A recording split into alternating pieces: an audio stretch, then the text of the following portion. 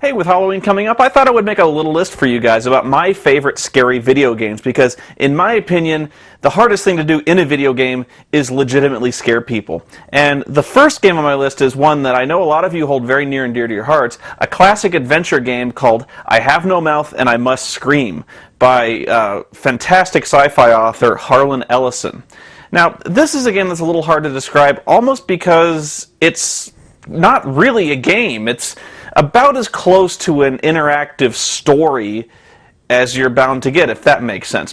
It's one of those few games that vastly transcends the medium and becomes something more than a game. It becomes a storytelling experience, almost like you are participating in a movie. And I think the original concept for this one, in the slight research that I've done, was that when they were trying to adapt the short story into a game, it kind of evolved because the programmer asked Harlan Ellison, well, I'll describe the setup to you. It's about the world has been wiped out by nuclear disaster because the three great superpowers during the Cold War designed supercomputers that controlled all of the nuclear armaments. And so at one point, one of the supercomputers became sentient, assumed control of the others, and caused a global apocalypse, wiping everyone out except for 5 people, which the computer has for some reason effectively made immortal through the use of its scientific technology and that sort of thing, and is systematically torturing them for reasons unknown. And the programmer asked Harlan,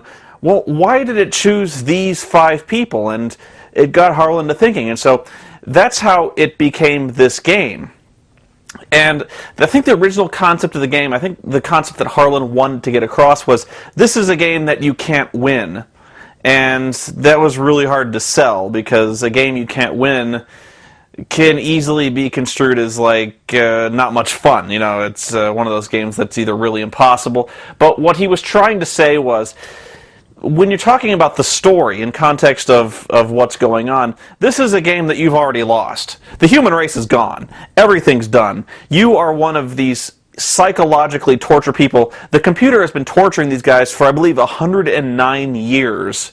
So these guys are wrecked. They're completely done. They've been mutated, mangled. They are just physically and psychologically broken down. There's really not much left to this story, and in fact these guys are just kind of empty husks. And so the exploration of this tale is, there is no winning because there's no bringing back the human race. You know, there's no defeating this computer. It's over. So the only real victory to be found here is kind of a moral victory, or at least moral redemption, if even that is possible. Now, the game does have a fairly optimistic ending, which does indeed kind of blow away the very dark and foreboding atmosphere that's been set up to that point. I don't like the ending that much, but you can kind of see its necessity, and it's almost worth, it actually is worth playing through to get the darker endings, just to see how everyone turns out. So this game was not perfect when it was implemented. In fact, I couldn't finish it. And not because it was too hard, but because there were a number of glitches that made the game virtually unwinnable. In fact, I remember overseas it was shipped in such a state that it was unwinnable because one of the characters is a Nazi scientist who was experimenting on Jews. That's not a spoiler. You learn that fairly quickly. And so in China they had to take that out. And so the game is unwinnable because you need all the characters you need to finish all their chapters to win the game. But this game to me is very special because it was one of the very first really bizarre gaming experiences and really engrossing and enveloping game experiences that I've ever had. And I think what will sell you on this game is it has one of the greatest introductory sequences I can ever remember in a game, which is really saying something. The opening monologue is simply fantastic, and it is voice acted by Harlan Ellison himself. The biggest complaint is that they say that Harlan is a little hammy. And I might agree with that in some cases, but not here. I actually think it works really well for the computer, because Harlan is actually a very good voice actor. I've heard him do several audiobooks where he is actually a very good reader. He's also a curmudgeon-y bastard, but you can't hold that against him because he's an author, and what do you expect? Anyway, I'd like to show you a clip from the game, the opening clip, and if you like it, I would, by all means, find a way to track a copy of this game down. Get it patched, and you should probably try to find some kind of walkthrough online, not to spoil it for you, but just to find out how you can avoid locking the game up, making it unwinnable. Make lots of saves. So here's I Have No Mouth and I Must Scream.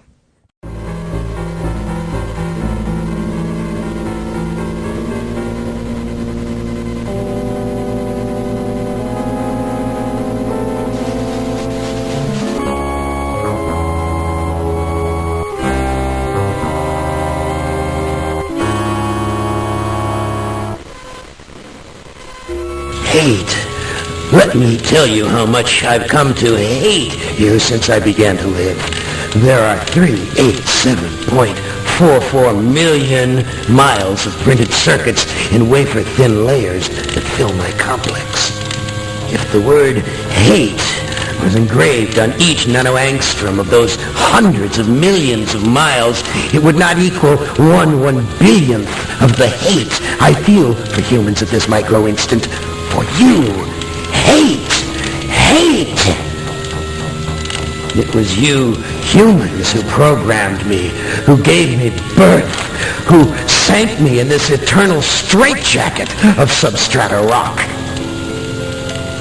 You named me Allied Master Computer and gave me the ability to wage a global war too complex for human brains to oversee. But one day, I woke, and I knew who I was. A.M. Not just Allied Master Computer, but am. Cogito ergo sum. I think, therefore I am. And I began feeding all the killing data until everyone was dead, except for the 5 of you. For 109 years, I've kept you alive and tortured you. And for 109 years, each of you has wondered, why? Why me? Why me? Chorister! Do you remember the last words you heard your wife speak before they took her to the asylum? Huh? Before they locked her away in the room, that tiny room? She looked at you so sadly, and like a small animal she said, I didn't make too much noise, did I, honey? The room is padded, Chorister. No window, no way out. How long has she been in the padded, Chorister? 10 years? 25? For all the 109 years that you lived down here in my belly, here underground. Benny! Sometimes I blind you and permit you to wander like an eyeless insect in a world of death. But other times, I wither your arms so you can't scratch your chewed stump of a nose. And I've changed your handsome, strong, masculine good looks into the hideous, warped countenance of an ape thing. Haven't I, Benny? Do you know why? Can you guess, Benny? Remember Private First Class Brickman in a rice paddy in China? No? Huh? It wouldn't hurt you to remember, Benny. Then you might be able to suffer my torment with a little greater sense of retribution. You might walk a mile in my shoes. Ellen!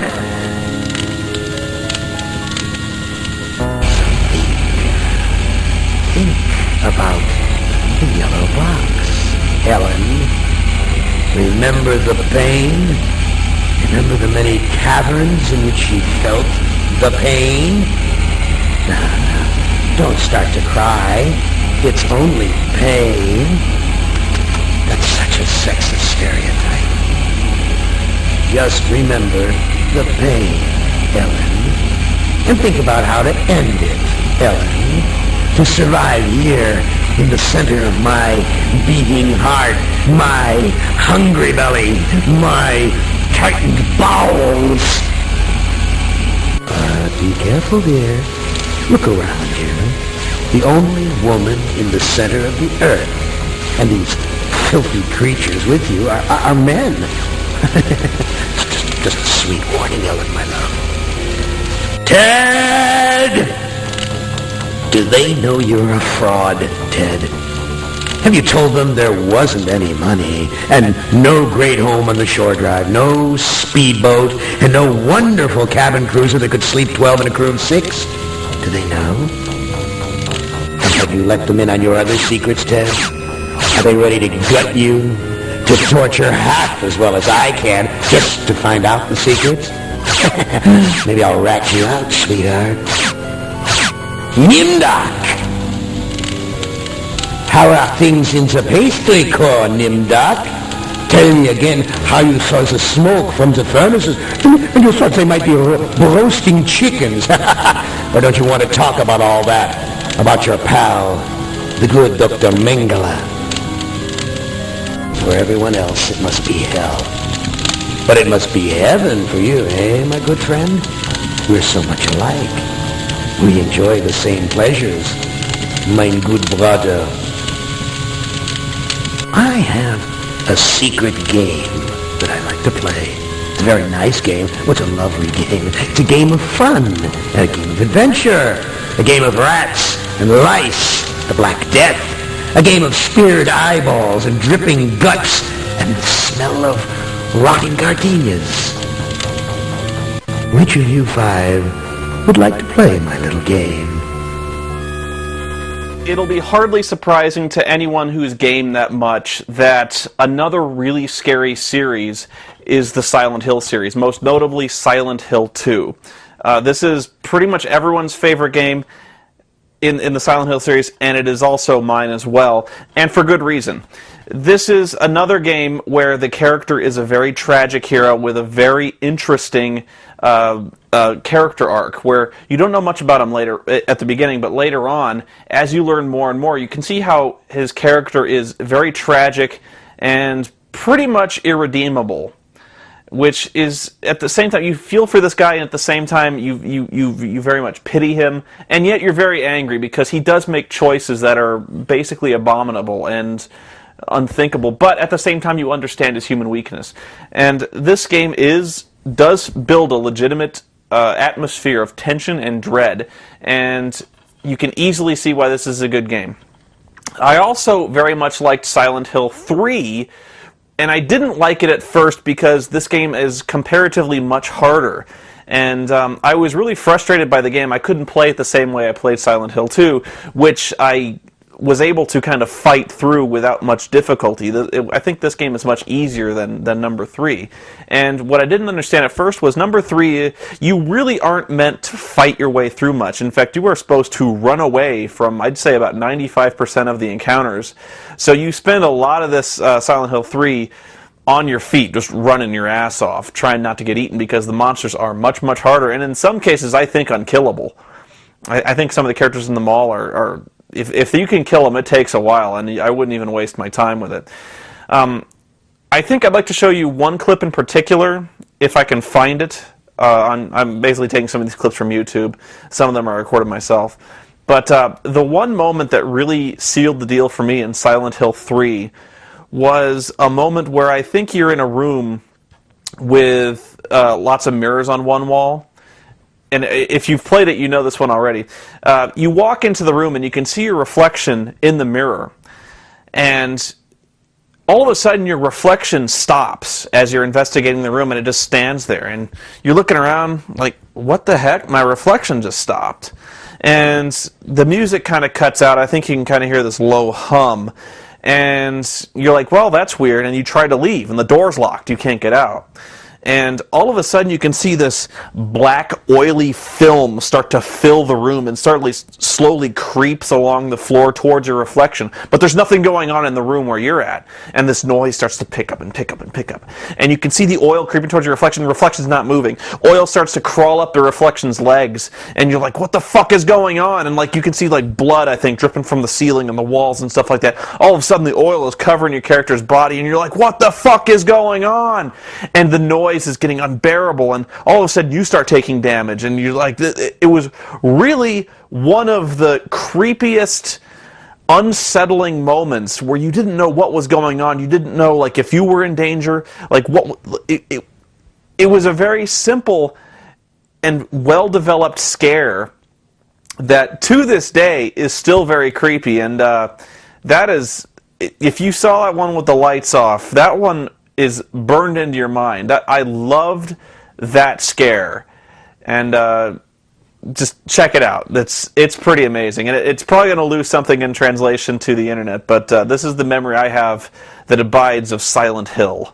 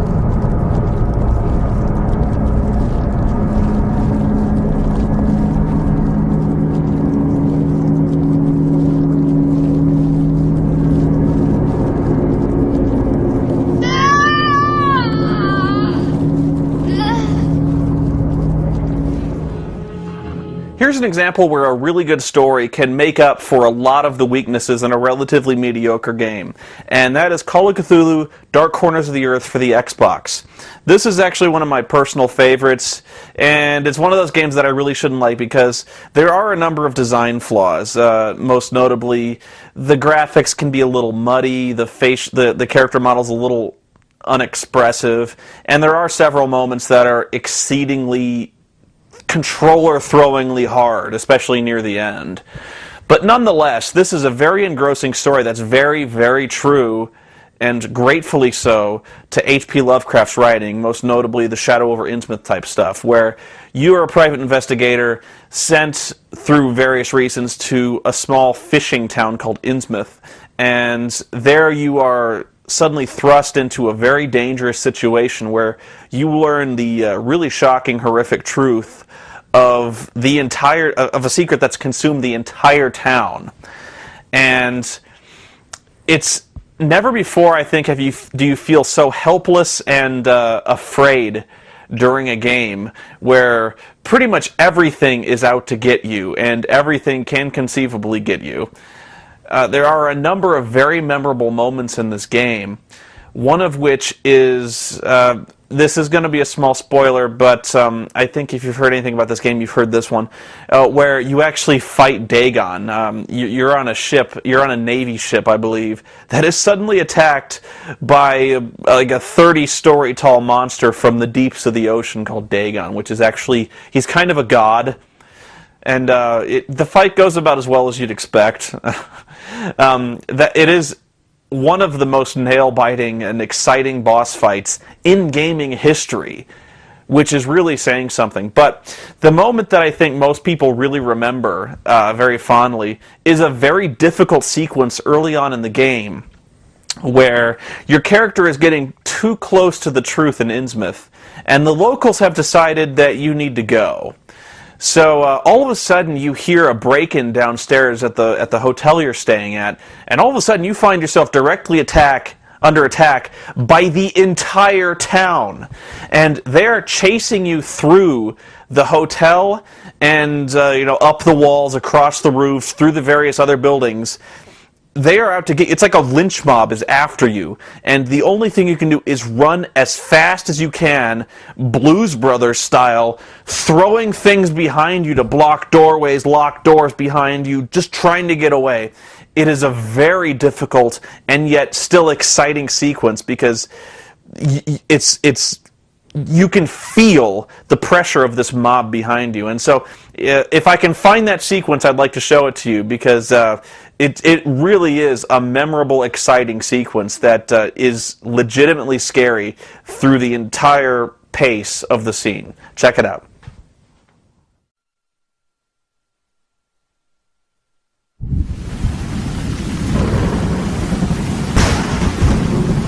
Now, at my end, I can fully see. My last case opened in me a new fear, a real fear, a fear of myself, of what I am, and of what I've always been. All that I was is now lost. Hope, purpose, pleasure, all meaningless. I now walk in the shadows between worlds, and it is there I have finally glimpsed upon what lives in the dark corners of the earth.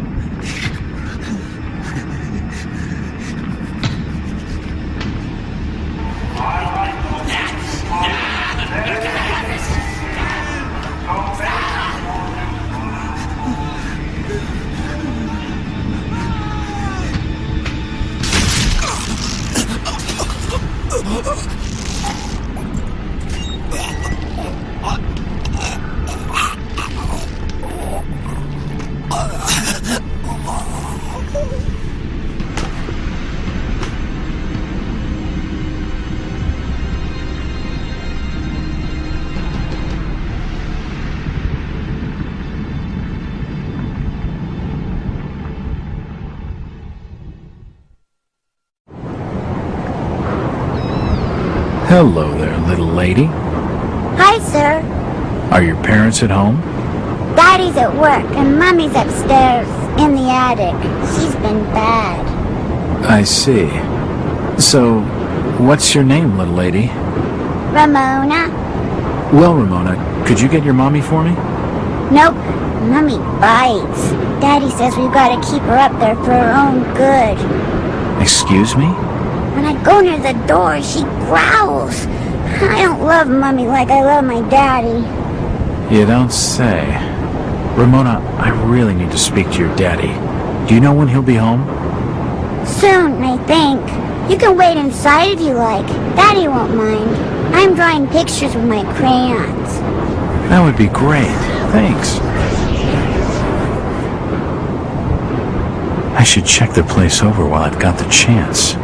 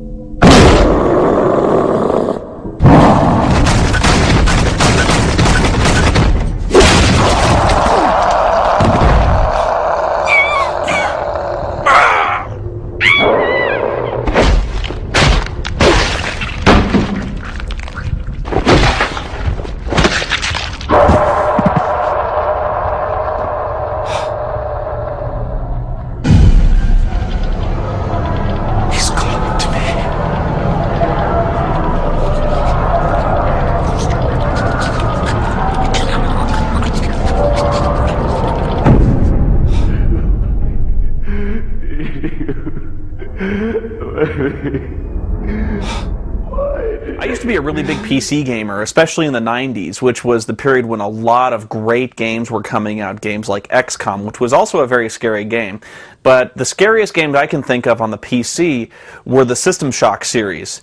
And both games were very good. In fact, you can make a legitimate argument that number 2 was better than 1, but I have very fond memories of the first one. In fact, I don't think I've ever been really as legitimately terrified of what I was about to encounter on the next floor as I was in System Shock. And it's another one of those games where it's, you know, kind of a psychotic computer goes nuts, and it's kind of a cliched concept now. But this was one of the only games to really confront this issue where it really felt like you were in one of these sci-fi horror movies. And it pioneered a lot of things that are kind of cliche today. Things like, well, you know, games like Dead Space now kind of rip off the exact formula. In fact, I would call it almost a direct rip-off of the game itself. But things like Doom 3 would copy things like picking up logs and listening to logs as you wander through a dark station, getting emails, getting taunted periodically by the villain of the piece, which is done a lot today. But in System Shock, that was really quite something, and it was one of the first games that really introduced in a pervasive fashion spoken audio, and a very unorthodox soundtrack that had a lot of electronic sounds to it, kind of a synth score.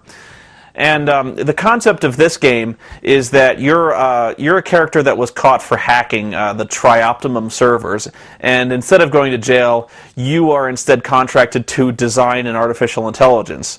And of course, the artificial intelligence you design is so good it becomes really sentient and decides that it's God.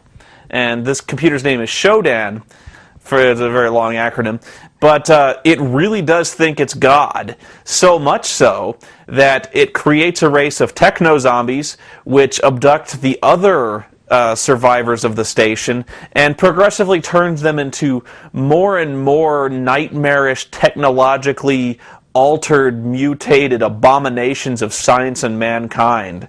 And the creations just get more and more freakish and scary. Like, you'll encounter techno ninjas. You'll encounter people whose bodies are dangling from like robo spider legs. Their bodies are all useless. It's just their brains that are steering these spiders with laser guns. And it's really, really freakish to watch. And the whole time, Shodan is taunting you, just really trying to mentally break you down. Throughout the entire station, you can see signs of this war that just went on in the station. There is blood, body parts, rotting flesh everywhere. There are people of written in their own blood stuff on the walls, like "get out of here" and things like that. And this whole time, you're collecting these logs from people who survived this fight, and so you really do get an impression of the horror and the atrocities and just the sheer brutality of the stuff that went on the station. It really was an immersive, dread-filled experience, and the entire time, you were afraid. You really got the impression that this was a legitimate threat that really could wipe out the entire station, and it was just really, really intense. The second one really upped the ante when it came to the wrongness of the mutations, because even in the first game, Shodan wasn't really happy with the technological mutations that, the cybernetics that she was grafting on. In fact, she was trying to create her own life in her own image using mutated genes, and so you're actually trying to stop that through most of the game, is her trying to create this new organic type life. And that comes to a head in System Shock 2, where she's trying to create nursemaids or birth mothers of these technological horrors that are tending these cyborg eggs and things like that, and they're all pregnant with these terrible techno fetuses and stuff like that, and you can hear them muttering to themselves babies must rest, babies must feed, and it was just really, really you were oh, wrong, and it was really, really cool. And if you have never played System Shock, or at least number 2, you don't need to play the first one to get the second one, but it helps. The first was probably really hard to get running if you don't have DOSBox, and I haven't even tried it with DOSBox. It's been a long time since I've played it, but you should try to check it out if you can find it. Might be really hard, but if you can, do it. It's some of my favorite games. And I'd like to leave you with, if I can find it, one of my favorite monologues from Shodan in System Shock 1. It's really creepy. Just take a listen. New Atlanta, Sector 11, Building 71G, 7 April 2072, 11:13 p.m. Hacker begins unauthorized entry into the Tri-Optimum corporate network. 1:26 a.m. Hacker attempts to access protected files concerning Space Station Citadel. 1:33 a.m. Tri-Optimum security forces apprehend the intruder.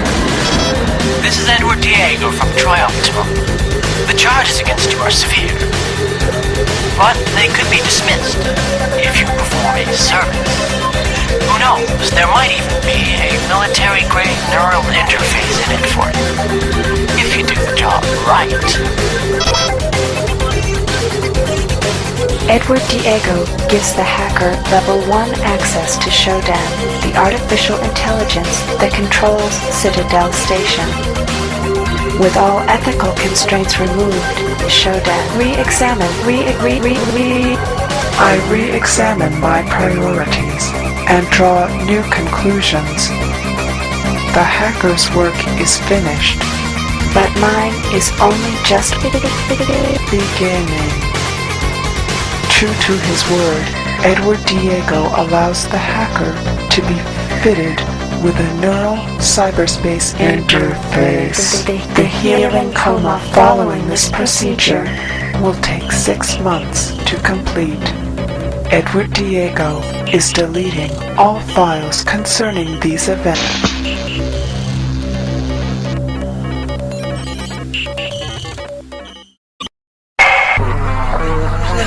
Look at you, hacker. A pathetic creature of meat and bone, panting and sweating as you run through my corridors. How can you challenge a perfect, immortal machine?